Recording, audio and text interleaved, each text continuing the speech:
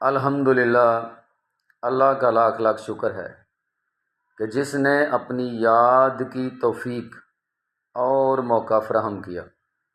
لاکھوں اور کروڑوں درود حضرت محمد مصطفیٰ احمد مجتبیٰ حبیب کبریٰ امام الانبیاء خاتم النبیین صلی اللہ علیہ وآلہ وسلم کی ذات پر کہ جن کے طفیل مالک الملک نے یہ مہربانی فرمائی۔ آج ہم بات کریں گے کہ کس طرح راہ سلوک میں، راہ طریقت میں ایک شخص اپنی منزل اللہ تبارک و تعالیٰ کے قرب کے حصول تک پہنچ سکتا ہے، اور کس طرح اپنے دل کی صفائی اور تزکیہ نفس کا کام سر انجام دے سکتا ہے، کس طرح اپنے دل میں پیدا ہونے والی تمام برائیوں کی جڑ کو اکھاڑ کر پھینک سکتا ہے۔ تو اس کے لیے سب سے پہلے یہ بات سمجھنا از حد ضروری ہے کہ انسان کے دل میں جو سب سے نازک، حساس اور سارے جسم کا بادشاہ حصہ ہے وہ دل ہے۔ اگر آپ کے دل میں اچھے خیالات جو ہیں وہ پیدا ہوتے ہیں تو آپ اچھے اعمال جو ہیں وہ کریں گے۔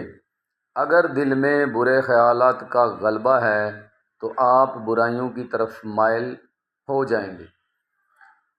اب کس طرح ایک شخص جو ہے، جو راہ طریقت کا، راہ سلوک کا مسافر ہے، وہ اپنے دل کا تزکیہ کرے گا اور اپنے دل سے تمام قسم کی برائیوں کو اکھاڑ کر پھینک دے گا، اور اپنے دل میں پیدا ہونے والے خیالات و تصورات کو کس طرح عملی جامہ پہنائے گا۔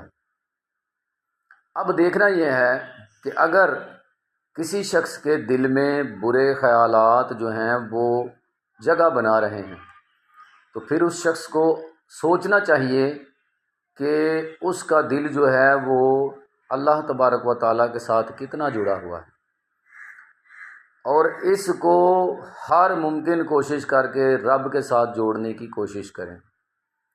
اور اس کے لیے جو کام صوفیہ کرتے ہیں وہ ہے مراقبہ۔ مراقبے سے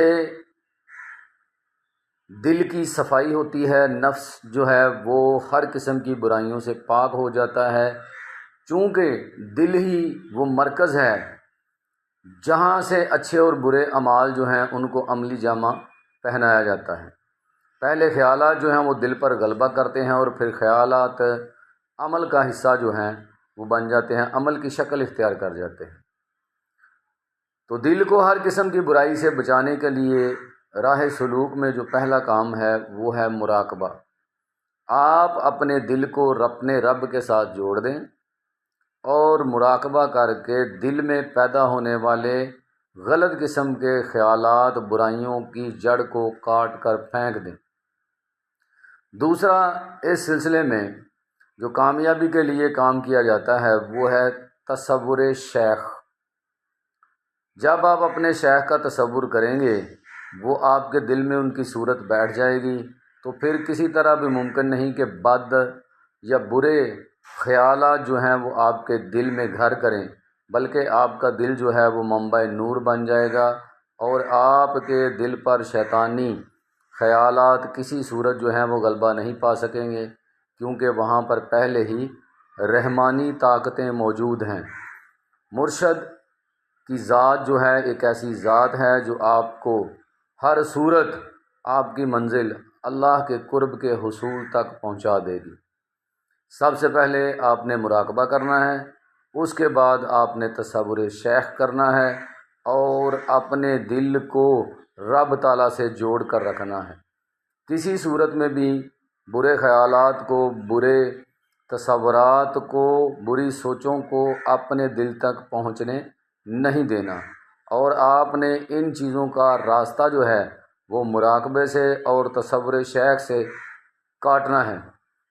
انشاءاللہ پھر آپ اپنی منزل مقصود یعنی رب تعالیٰ کے قرب کے حصول تک پہنچ جائیں گے، اور آپ کو رب کا قرب جو ہے وہ حاصل ہو جائے گا۔ امید ہے آپ بات کو سمجھ گئے ہوں گے۔ اللہ تبارک و تعالی عمل کی توفیق عطا فرمائے۔ وما علینا الا البلاغ المبین۔ السلام علیکم۔